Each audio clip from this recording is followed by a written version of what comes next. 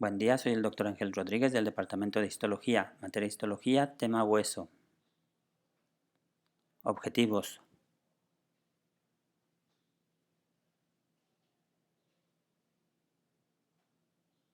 El tejido óseo es un tejido conectivo especializado. Su matriz extracelular está calcificada, lo que le da una gran dureza, convirtiéndolo en uno de los tejidos más duros del cuerpo. Pese a esa dureza, el tejido óseo es un tejido dinámico, ya que se encuentra en constante cambio. Las funciones del tejido óseo: apoyo para los músculos, para generar palancas y con estas producir movimiento, protección de órganos vitales como el cerebro y el corazón, reserva de minerales como calcio, fosfato, entre otros, y contiene a la médula ósea encargada de producir sangre. La matriz extracelular recibe el nombre de matriz ósea. Esta tiene una parte inorgánica que representa el 65% de toda la matriz ósea y una parte orgánica que representa el 35% de la misma. La parte inorgánica está formada por cristales de hidroxiapatita cálcica, responsables junto con el componente orgánico de la dureza del mismo. Además tiene otros minerales como el fosfato de calcio amorfo, bicarbonato, sodio, magnesio, potasio, entre otros.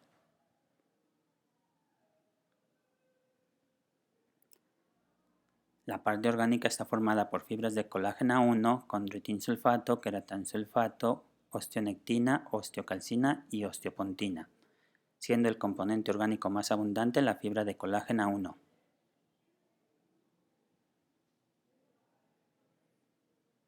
La matriz ósea recién sintetizada no está calcificada y recibe el nombre de osteoide. Una vez que se complementa con el componente inorgánico, recibe el nombre ya de matriz ósea. La célula encargada de producir la matriz ósea es el osteoblasto.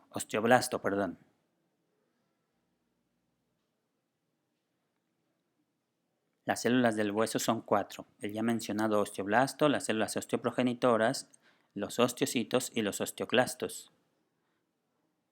Las células osteoprogenitoras son células fusiformes con pocos organelos y que tienen como función diferenciarse en osteoblastos. Los osteoblastos, como ya se mencionó, se originan de las células osteoprogenitoras. Se localizan en la superficie del hueso, tanto la superficie interna como la externa. En su citoplasma tienen abundante retículo endoplásmico rugoso y aparato de Golgi prominente. Su membrana tiene receptores para la paratormona. Una vez que esta hormona se une a esos receptores, el osteoblasto sintetiza ciertas sustancias, una de ellas el ligando de osteoprogesterina, que tiene como función inducir la producción de osteoclastos, y otra sustancia es el factor estimulante de osteoclastos, que como su nombre lo indica, estimula los osteoclastos para que estos se activen y reabsorban hueso.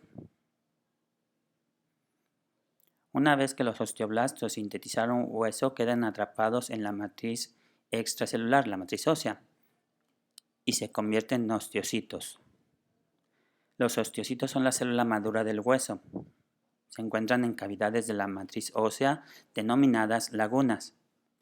Los osteocitos tienen prolongaciones largas alojadas en cavidades de la matriz ósea que reciben el nombre de canalículos. Estas prolongaciones sirven para unir a los osteocitos entre sí y poder transmitir sustancias entre ellos, así como nutrientes.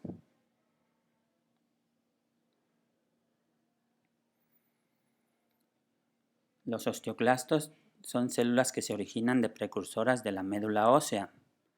Son células grandes, llegando a medir hasta 150 micrómetros. Son multinucleadas y tienen una parte activa que recibe el nombre de borde en cepillo. Su membrana tiene receptores para factor estimulante de osteoclastos. Cuando reabsorben hueso, que es su función, forman cavidades que reciben el nombre de lagunas de Howship, donde se alojan estas células.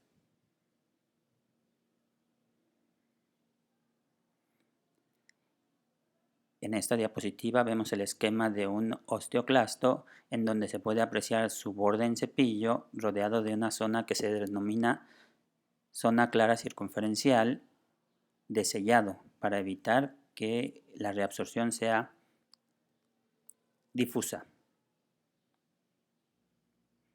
Aquí podemos ver una imagen de un corte histológico donde apreciamos 3 osteoclastos marcados con flecha.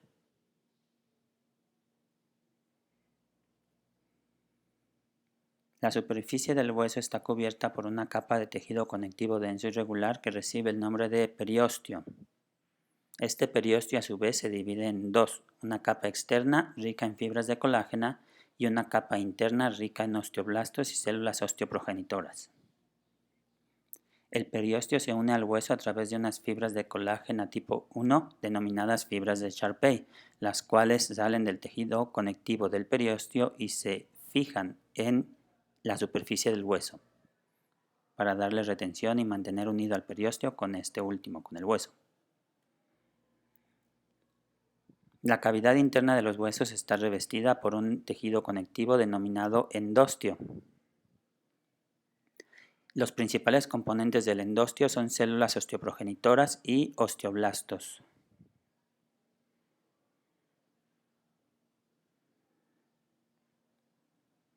El tejido óseo desde el punto de vista histológico se clasifica en dos, hueso primario o inmaduro. Como su nombre lo indica, es el hueso que se forma en un inicio y se denomina inmaduro por su poca concentración de componente inorgánico, es decir, que tiene menos calcio y por lo tanto es un tejido menos duro y un poco más flexible. Este hueso es sustituido por un hueso maduro o secundario, excepto en algunas regiones específicas del cuerpo como son las suturas de los huesos del cráneo, la sínfisis del pubis, el hueso alveolar. El resto del hueso es tejido óseo, solo las zonas mencionadas tienen hueso primario y el resto es hueso secundario. El hueso secundario o maduro es el hueso más predominante del cuerpo.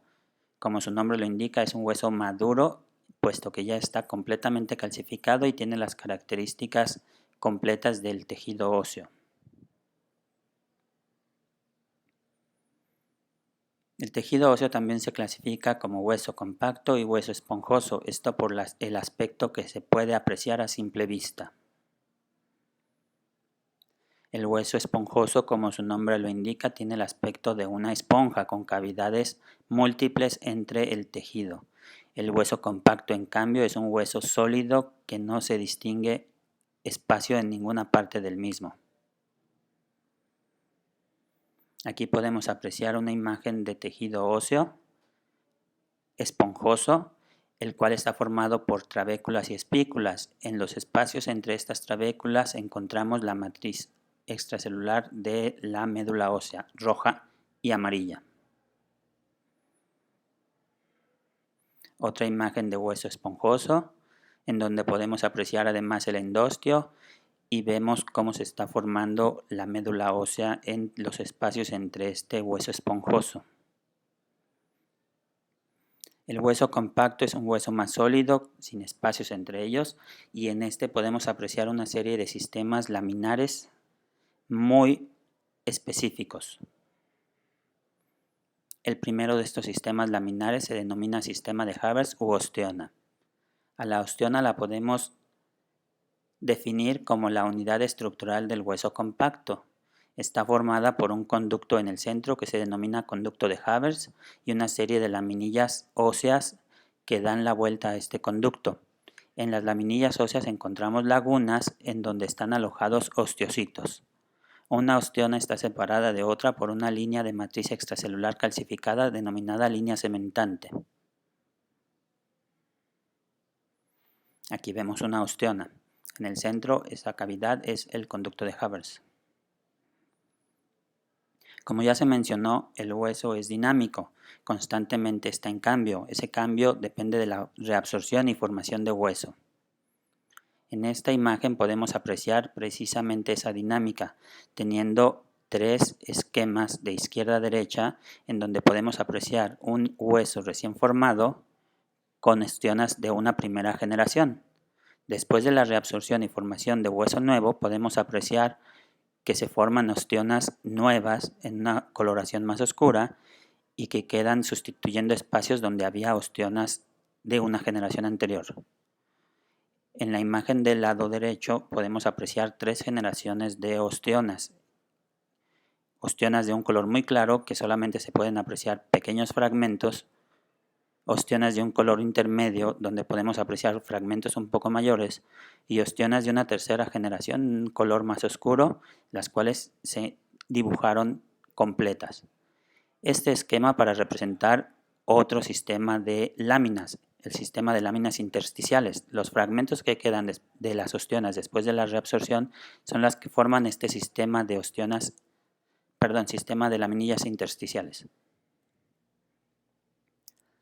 En esta foto podemos apreciar una ostiona en el centro y unos restos de ostionas alrededor de ella, es decir, sistema de láminas intersticiales.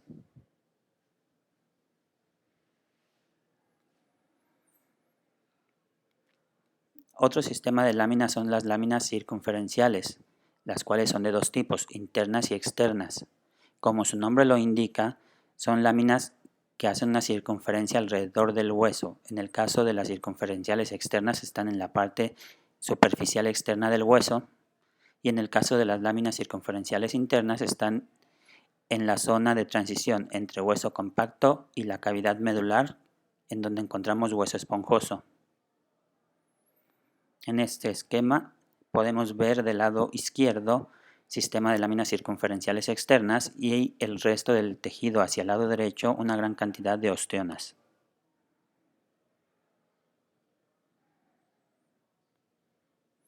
Eso es todo de este tema, gracias.